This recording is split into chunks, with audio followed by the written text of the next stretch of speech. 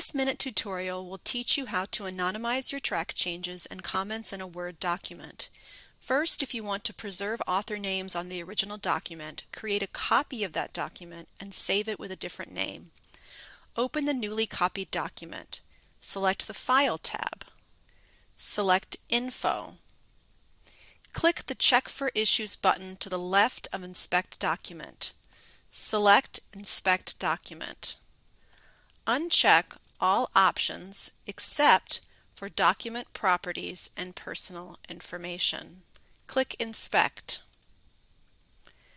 Click the Remove All button next to Document Properties and Personal Information. Select Close.